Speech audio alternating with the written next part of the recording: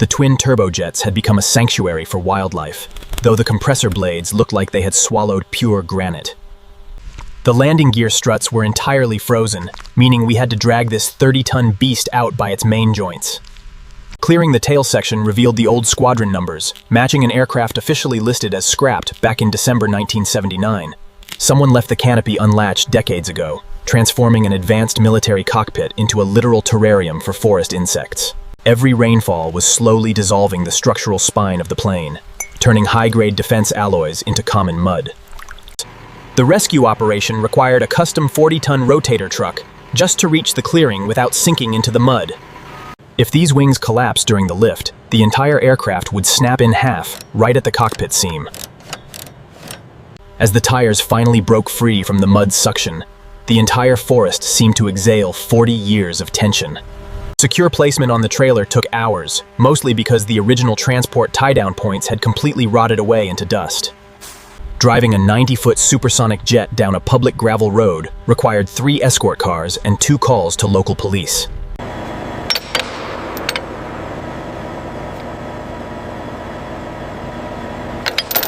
The power washer revealed original paint layers we thought were completely gone, stripping away 40 winter seasons in seconds. Beneath the dirt, the original countersunk rivets appeared perfectly intact, a testament to 1960s American military manufacturing standards. Moss holds moisture directly against the metal skin, which creates localized galvanic corrosion cells that eat right through aluminum. This hydraulic fluid has been baked on since the Vietnam War era, forming an almost impenetrable layer of petrified oil. Every square inch must be scrubbed by hand, because automated systems would tear the delicate electrical wiring runs apart. The sun had severely oxidized the outer acrylic layer, but a simple cleaning paste proved it could be salvaged completely. Sucking out 40 years of forest debris finally revealed the original pilot rudder pedals, frozen solid in their tracks. This acid converts iron oxide into iron phosphate, chemically stopping the rust before we begin any structural mechanical teardown. The original seals had turned into a charcoal-like substance that crumbled under the slightest bit of mechanical pressure. Pressurized steam dissolves grease without introducing excessive liquid water, preserving what remains of the delicate multi-pin avionics connectors. These magnesium wheel hubs are highly flammable if oxidized properly, so we must brush carefully to avoid sparks. The final rinse washes away all chemical neutralizers, leaving a clean canvas for our massive mechanical disassembly phase. Trapped moisture inside these seams will ruin any future paint job, forcing us to blow dry every single rivet.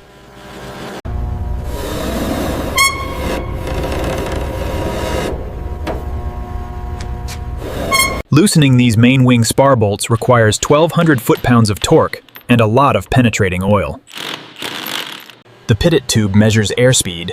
Damaging this fragile probe means we would have to fabricate a replacement from scratch. These ejection seats still contain live explosive catapult charges, making this the most dangerous step of the disassembly.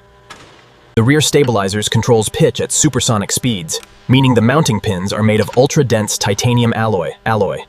Every single wire bundle is brittle beyond repair, so we are completely cutting them out to install modern wiring. This mechanical instrument hasn't seen electricity since 1979, yet the internal clockwork gears are still pristine inside. The canopy glass weighs over 200 pounds, requiring absolute stability to prevent the aged acrylic from instantly cracking under tension. That red fluid is original military spec 5606 oil, preserved under intense system pressure for nearly half a century. With the main gear removed, the fuselage must now sit entirely on heavy steel restoration jacks until assembly. These engine bay doors provide direct access to the fuel control blocks, which appear completely gummed up with old fuel varnish. Pulling the power plants out reveals the full scale of this machine, each engine capable of 17,000 pounds of raw thrust. There are over 400 identical access screws along the spine alone, all of which must be organized into separate labeled bins.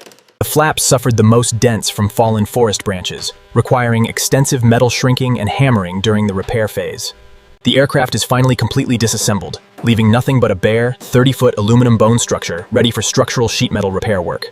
Organization is everything. A single misplaced spacer ring could prevent the jet engine from mounting correctly 6 months from now. Sanding away 40 years of oxide layer reveals the pristine aluminum beneath, though some areas have pitted too deeply to save.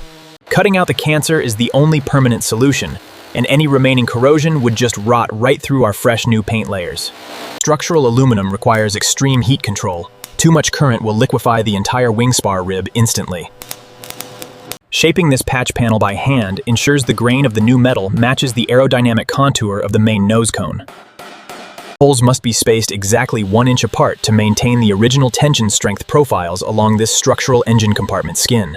The rivet gun hits with over 3,000 blows per minute, crushing the metal shank flat against the internal frame rib. This specialized filler contains micro-aluminum particles, ensuring it expands and contracts at the exact same rate as the underlying supersonic framework. Locking by hand is the only way to feel high spots that would create dangerous aerodynamic buffeting at cruising speeds.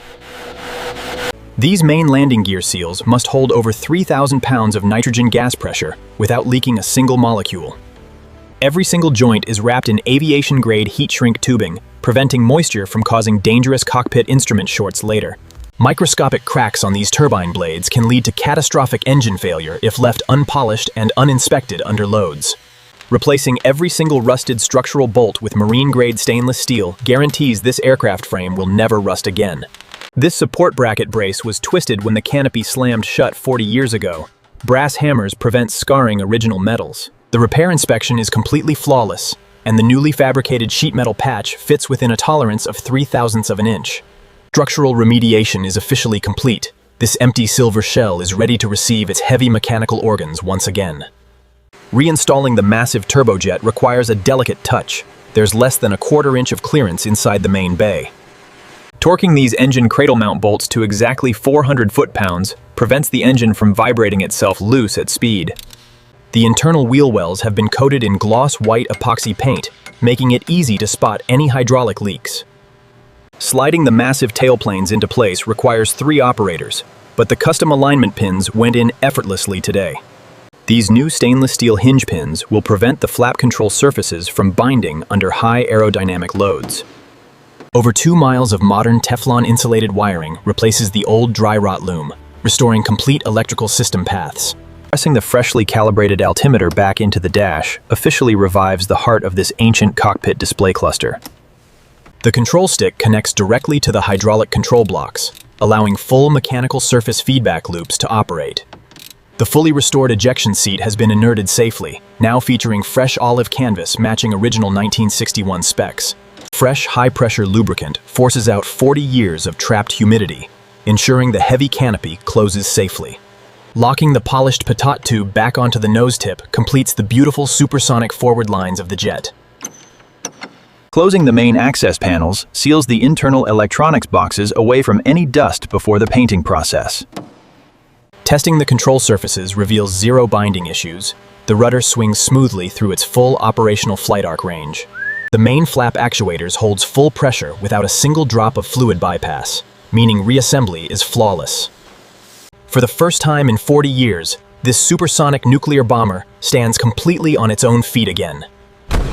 Masking the canopy requires flawless razor lines. A single stray paint speck would ruin the transparent view completely.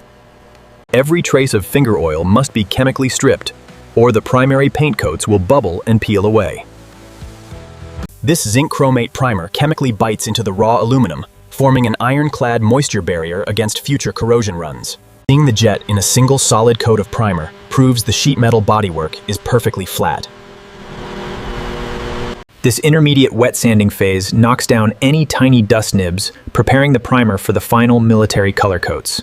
We are using original naval specification polyurethane paint, designed to withstand the extreme friction heat of supersonic speeds.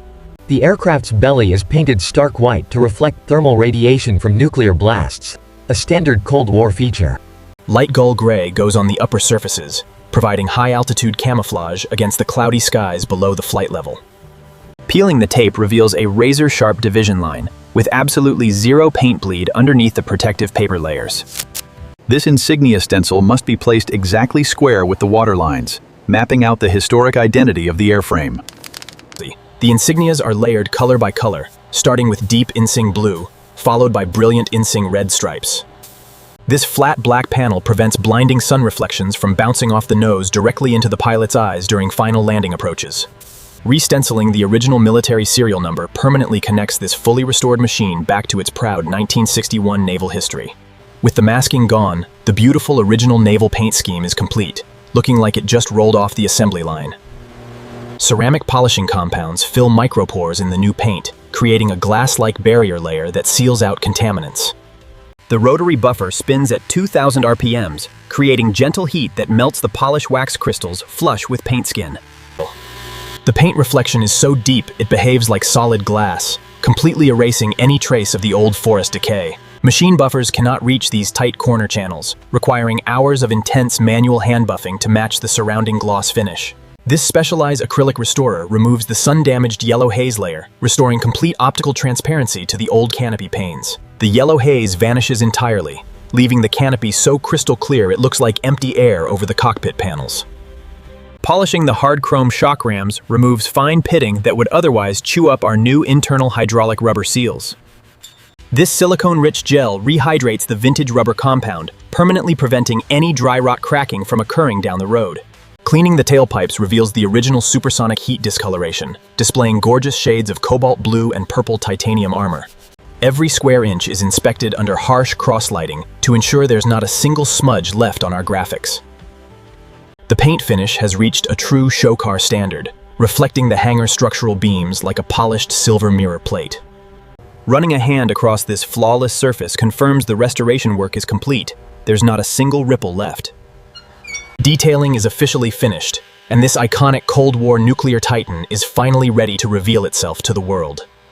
Opening the main hangar doors lets in pure natural sunlight, ready to highlight the gorgeous lines of our completed project.